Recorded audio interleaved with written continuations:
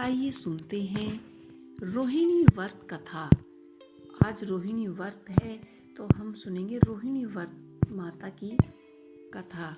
रोहिणी व्रत की कथा बहुत ही दिलचस्प और कर्म सिद्ध का महत्व बताने वाली है।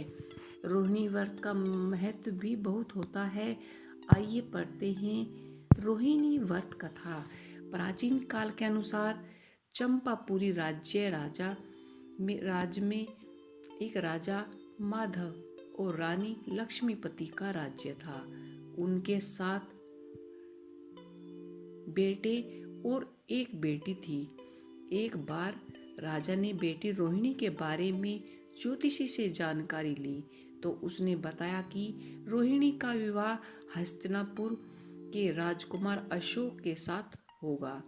इस पर उसके बाद राजा ने स्वयंवर का आयोजन किया। इसमें रोहिणी अशोक का विवाह करा दिया गया। बाद में रोहिणी अशोक राजा रानी बने। एक समय हस्तिनापुर के एक वन में श्री चरण मुनिराज आए। उनके दर्शन के लिए राजा पहुंचे और धर्म प्रदेश ग्रहण किया। बाद में पूछा कि उन रानी शांताचित क्यों है। तब उन्होंने बताया कि इसी शांताचित क्यों है कि उन्होंने बताया जिसका धन मित्र नाम का एक मित्र था, जिसकी दुर्दिशा नाम की एक कन्या पैदा हुई। लेकिन धन मित्र परेशान रहता था कि उसकी बेटी से विवाह कौन करेगा। लेकिन बाद में उसने धन का लालच देकर वस्तुपाल के बेटे श्री पेषण से दुर्गधा का विवाह करा दिया। इधर दुर्गधा से परेशान होकर श्री पेषण 1 मास में ही कहीं चले गए। इसी तरह से अमृतसेन मुनिराज वहां आए और धन मित्र और दुर्गधा उनके दर्शन के लिए पहुंचे। यहाँ धनमित्र की दुर्गधा के भविष्य के विषय में पूछा तो उन्होंने बताया कि गिरनागर पर्वत के पास एक नगर में भूपाल नाम के एक राजा रहते थे। राजा की सिद्धूमती नाम की एक रानी थी। एक दिन राजा रानी वन में जा रहे थे। तभी मुनिराज को देखा तो रानी को घर लौटकर आकर आहार की व्यवस्था करने को कहा।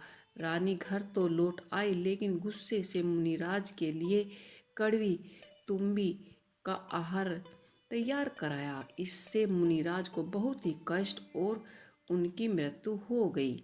राजा को इस बात का पता चला तो उन्होंने रानी को महल से निकाल दिया।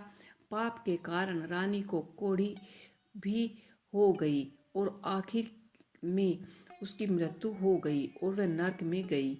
यह दुख भोगने के बाद पहले वह पशु योनि में उत्पन्न हुई और बाद में तुम्हारे घर दुर्गधा नाम की कन्या के रूप में पैदा हुई।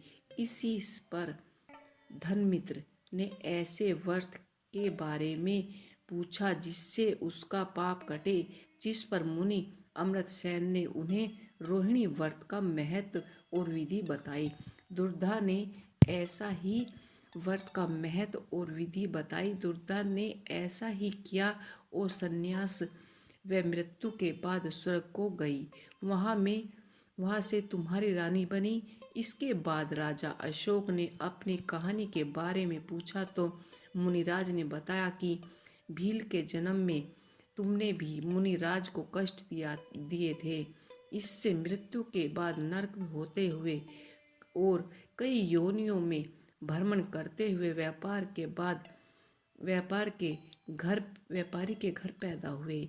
इसके बाद मुनिराज के बताने पर रोहिणी व्रत किया और अगले जन्म में राजा बने। इसी तरह राजा रानी रोहिणी व्रत के प्रभाव से मोक्ष को प्राप्त हुए।